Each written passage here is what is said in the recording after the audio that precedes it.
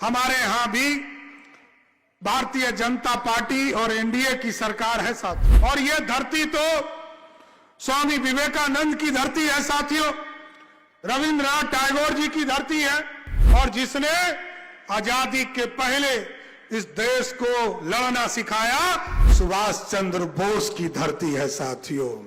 राम मंदिर बना दिया और अब हम लोग बिहार में भी मां सीता के जन्म स्थान पर भव्य सीता मंदिर बना रहे हैं। एक बार बोलिए सियावर रामचंद्र की। आज परिवर्तन यात्रा के इस कार्यक्रम में उपस्थित दार्जिलिंग के सांसद राजू बिस्टा जी, जलपाईगुड़ी के माननीय सांसद डॉक्टर जयंत राय जी, अलीपुर द्वार के माननीय सांसद आदरणीय मनोज टीगा जी,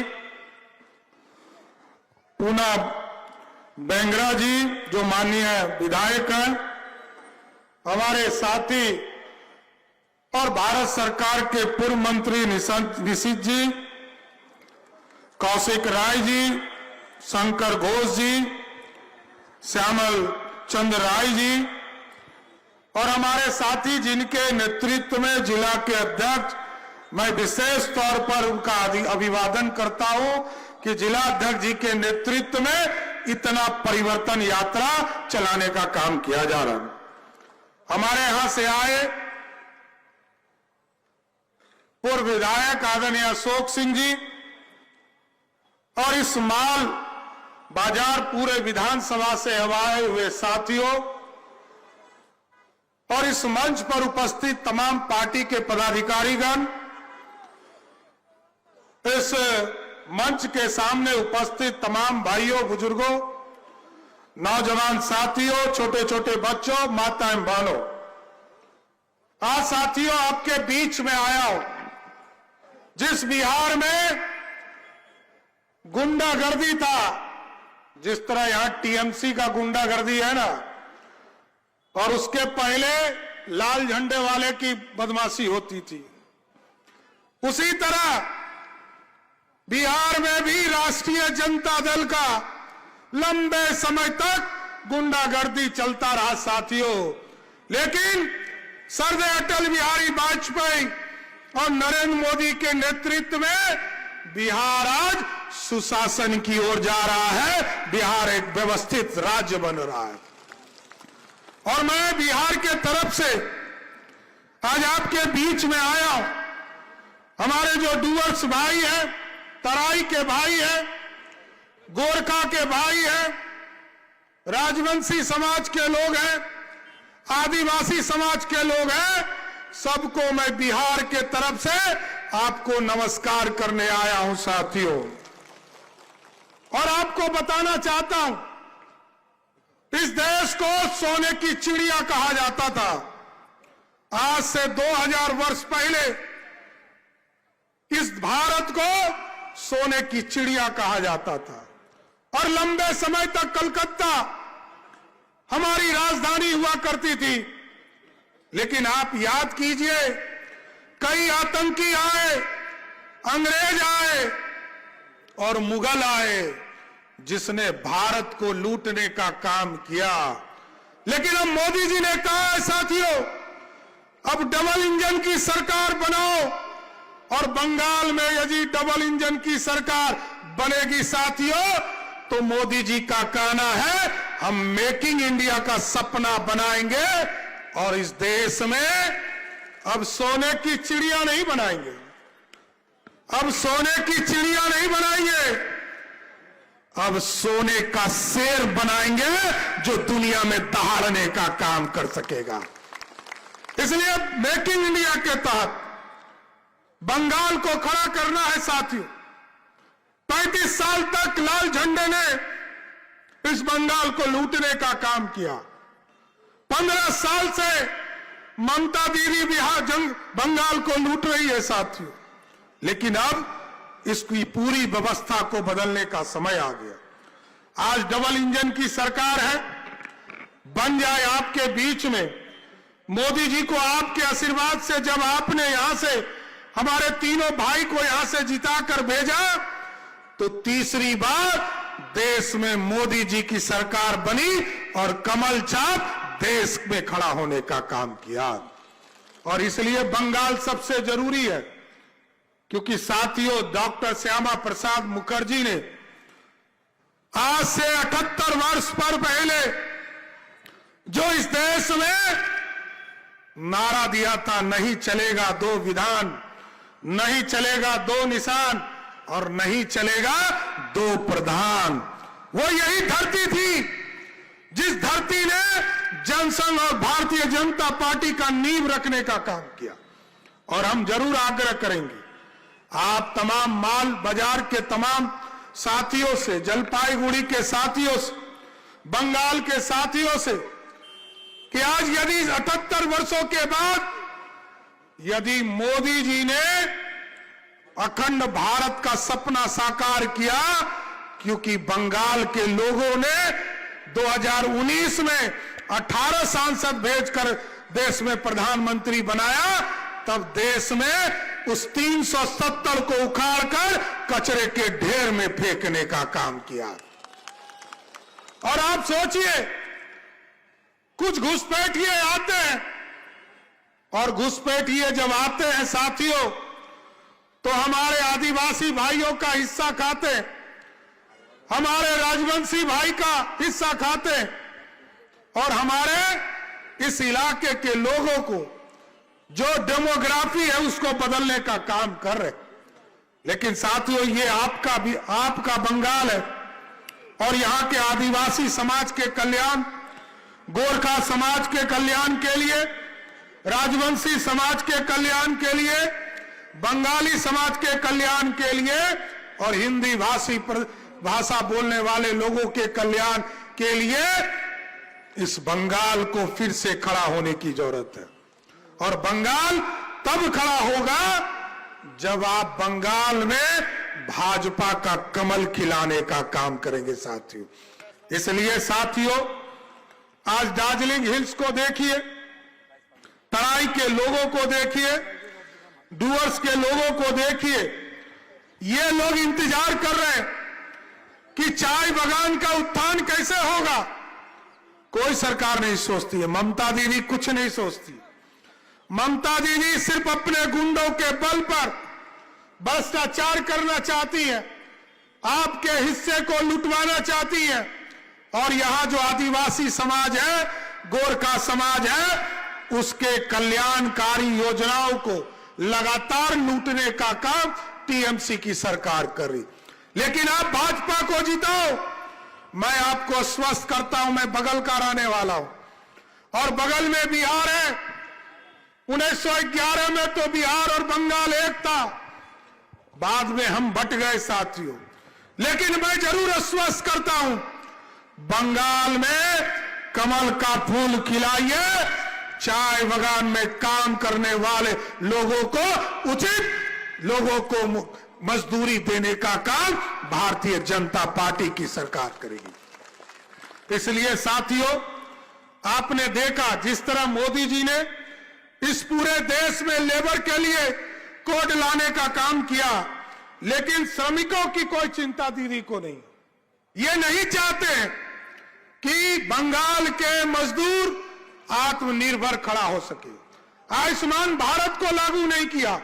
और मैं बताता हूं, बिहार में भी जब महागठबंधन की सरकार थी तो लोगों ने आयुष्मान भारत कार्ड नहीं चालू किया, लेकिन जैसे ही अपनी सरकार बनी, भाजपा और जदयू की सरकार बनी, तो मैं आपको जानकर खुशी होगी कि जिस बिहार में मात्र 25 लाख लोगों को आयुष्मान भारत कार्ड मिला था, जैसे ही डबल इंजन की सरकार बनी तो सबके 5-5 लाख का इलाज करने की व्यवस्था 2 से 3 करोड़ लोगों को देने का काम किया।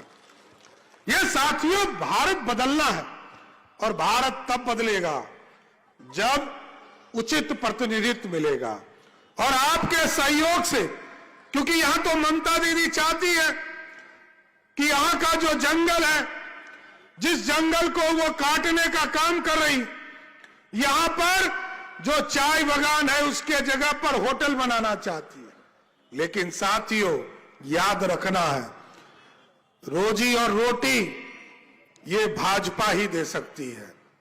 आज देश में लगभग 80 करोड़ परिवार को आयुष्मान भारत कार्ड देने का काम मोदी जी कर रहे हैं, और आज देश के 80 करोड़ लोगों को पेट का भोजन भी कोई सरकार दे रहा है, तो उसका नाम है नरेंद्र मोदी की सरकार।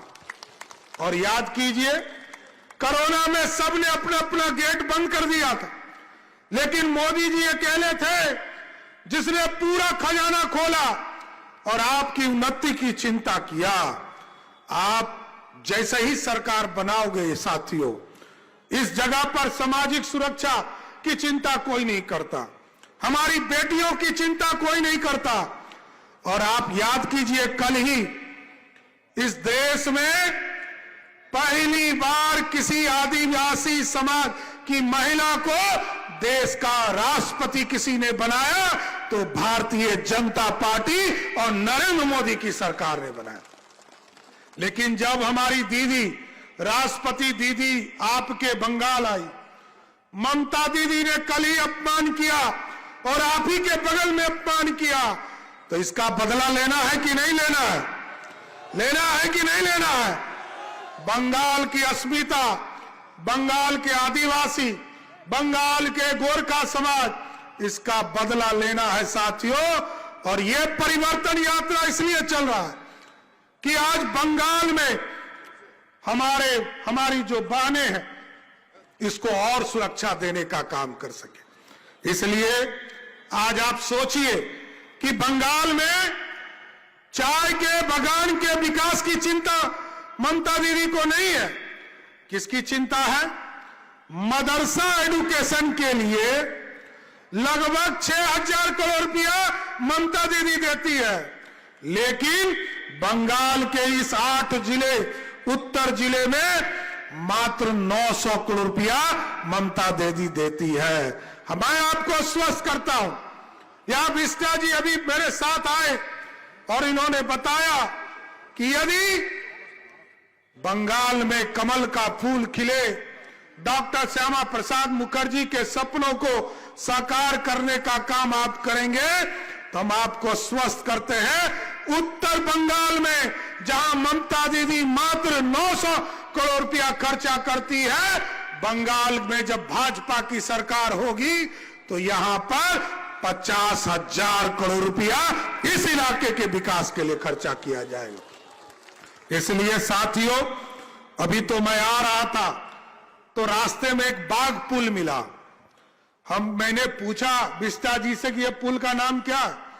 हम दोनों खड़ा होकर वहां देखे और उन्होंने बताया कि ये बाघ का पुल अंग्रेजों ने बनाने का काम किया भाई साहब, और किसी सरकार ने कोई बड़ा पुल इस इलाके में नहीं बना रहे। लेकिन उन्होंने बताया कि बाघ पुल के बगल में एक अल्टरनेटिव पुल बनाने का काम लगभग 1,000 करोड़ रुपया से मोदी जी की सरकार अगले साल करने जा रही है। यह है व्यवस्था, यह बदलता हुआ भारत है। और यदि आज दुनिया में आपने देखा है कैसे भारत खड़ा हो रहा है, दुनिया में रेलवे कॉरिडोर बन रहे हैं साथियों। अभी तो पंडित दीनदयाल उपाध्याय स्टेशन से जो मुगल सराय में है, वहां से चलकर सिल्लीगुड़ी तक एक नया रेलवे कॉरिडोर बनाने का काम। कोई दिक्कत नहीं, कोई दिक्कत नहीं है। तो साथियों, आपको याद होना चाहिए कि आज मोदी जी की सरकार में एयरवेज ठीक किए जा रहे हैं, रेलवेज ठीक किए जा रहे हैं, रोडवेज ठीक किए जा रहे हैं। आज यहां पर सिल्लीगुड़ी से लेकर बनारस तक जाने का मात्र 1.5 से 2 घंटे में व्यवस्था किया जा रहा है। एयरपोर्ट को बनाने का काम किया जा रहा है। मैं अभी आ रहा था, लोगों ने बताया, मैं जब एयरपोर्ट पे उतर रहा था तो मैंने पूछा ये क्या बन रहा है, तो कहा जितना बड़ा एयरपोर्ट अभी है इससे 10 गुना बड़ा एयरपोर्ट नरेंद्र मोदी की सरकार बनाने का काम कर रही है। अब तो 4 लेन बन रहे हैं, 6 लेन बन रहे हैं, और यहां से अब सीधा यूपी में गोरखपुर है, योगी बाबा वहीं रहते हैं, और उत्तर प्रदेश के मुख्यमंत्री हैं साथ। एक नया कॉरिडोर बन रहा है, सिल्लीगुड़ी से गोरखपुर, पूरा बिहार इस पोर्शन में आएगा। और जो मैंने बताया कि मां जानकी के जन्म स्थान को भी छूते हुए जाएगा, यह पूरा एक्सप्रेसवे बनाने का काम किया जाए। और आप तो जानते हैं किस तरह बंगाल में ममता दीदी ने लॉ एंड ऑर्डर पूरी तरह खराब किया, इसका चिंता हम लोगों को है। आज जो हम लोगों ने देखा आरजी कर मेडिकल कॉलेज की स्थिति क्या रही, किस तरह वहां बच्चियों के साथ अपराध हुए, संदेश काली की घटना आपको याद होगा, दुर्गापुर की छात्रा की मौत को याद होगा, और दार्जिलिंग लोकसभा में फांसी देवा में एसटी समुदाय की गर्भवती महिला के साथ कैसे व्यवहार किया गया, दुर्व्यवहार करने का काम किया। अब इसका बदला लेने का समय आ गया साथियों, और बदला वोट से होता है। लोग लाठी से लेना चाहते हैं, लाठी से बदला नहीं लेना है। यह सुशासन वाला देश है। हम तो दूसरे को साते हैं, दूसरे जितने भी आए, अंग्रेज आया उसको हमने बसा लिया, मुगल आए उसको बसा लिया, लेकिन घुसपैठी नहीं छोड़ना है साथियों। और आपके पहले एसआईआर हमारे बिहार में हुआ साथियों, लगभग 80 लाख एसआईआर में नाम काटे गए। और मैं आपको बताते हुए खुशखबरी देना चाहता हूं साथियों, 80 लाख में 100 दिन हो चुके हमारी सरकार को। हमने 22 लाख लोगों का, चाहे वो आधार कार्ड हो, आयुष्मान कार्ड हो, चाहे वो ड्राइविंग लाइसेंस हो, जो घुसपैठी आए थे उसका मैंने सब चीजों से नाम काटने का काम शुरू कर दिया है साथियों। इसलिए आप सरकार बनाओ, और आप जब सरकार बनाएंगे, आपका जो हिस्सा हमारे जो आदिवासी समाज है, गोरखा समाज है, और हमारे जो यहाँ के बंगाली समाज है, उसका जो हिस्सा खा रहा है वो लोग, इसको धीरे से निकालने का काम करना है। तब तो हमारे लोगों को प्रधानमंत्री आवास मिल पाएगा, या आयुष्मान भारत कार्ड मिल पाएगा, हर घर जल नल योजना मिल पाएगा, प्रधानमंत्री किसान सम्मान निधि का योजना का 6-6 हजार रुपया मिल पाएगा। और बंगाल जब खड़ा होगा, मैं फिर कहता हूं, अभी तक आप देखिए इस देश में 4 कैपिटल है साथियों, दिल्ली के चारों तरफ बढ़ गया, बॉम्बे के एक साइड समुद्र है और 3 साइड बढ़ गया, चेन्नई के एक साइड समुद्र है और 3 साइड बढ़ गया, कलकत्ता के चारों तरफ गरीबी है। एक बार कमल छाप को मौका दीजिए, परिवर्तन लाइए। हम आपको आश्वस्त करते हैं, मोदी जी के नेतृत्व में ये भारत फिर से सोने की चिड़िया और भारत सोने का शेर बनेगा। और आपने देखा किस तरह दुनिया में किस तरह भारत का आज ताकत बढ़ा है साथियों। आज दुनिया में मोदी के तरफ लोग देख रहे हैं, कोई ईरान को इराक को मार रहा है, कोई दुबई जो है ईरान को मार रहा है, लेकिन भारत जी ने पूरे देश को खड़ा करने का काम किया। आज भारत समृद्ध हो चुका। मैं तो जीएसटी काउंसिल का अध्यक्ष था साथियों, और आपको बताते हुए खुशी होगी, मैं तो एक स्लैब हटाना चाहता था। मोदी जी ने कहा एक स्लैब से काम नहीं चलेगा। एक स्लैब हटाने 12% का टैक्स जब मैं खत्म कर रहा था, तो उस समय 22,000 करोड़ रुपया का लॉस भारत सरकार को हो रहा था। लेकिन मोदी जी ने कहा इससे बढ़ो, लोगों को 28% टैक्स देना पड़ता है, उसको भी खत्म करो। और मैंने अनुशंसा किया कि इस देश में अब 2 ही टैक्स रहेगा, एक 5% टैक्स रहेगा और एक 18% टैक्स रहेगा। जबकि मोदी जी की सरकार को लगभग 88,000 करोड़ रुपए का नुकसान हुआ साथियों, लेकिन मोदी जी ने कहा भारत के गरीबों को खड़ा करने का समय है साथियों। आज मोदी जी ने कहा कि 1 लाख करोड़ रुपया हम नुकसान सह सकते हैं, लेकिन गरीबों को मुख्यधारा में लाने का काम करो।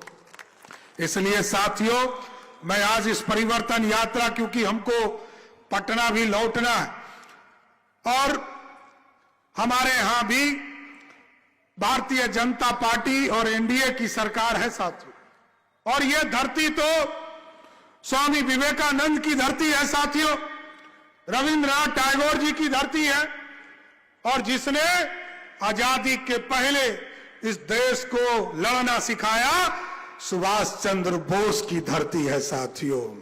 और आजादी के बाद जिस व्यक्ति ने जनसंघ भारतीय जनता पार्टी को खड़ा किया, डॉक्टर श्यामा प्रसाद मुखर्जी की धरती है ये। इसलिए मैं यही कहूंगा कि अब परिवर्तन की इस यात्रा में आप लोग साथ दीजिए और भारत को खड़ा करने का मौका दीजिए, और आपके सहयोग से फिर भारत खड़ा होगा, बंगाल खड़ा होगा, और ये उत्तर बंगाल भी खड़ा होगा और देश और दुनिया में अपना धमक देने का काम करेगा। तो दीजिएगा ना, बंगाली अस्मिता बचाइएगा ना, गोरखा के सम्मान को बचाइएगा ना, आदिवासी के समाज के सम्मान को बचाइएगा ना, और इस पहाड़ी इलाके के लोगों का सम्मान बचाइएगा ना।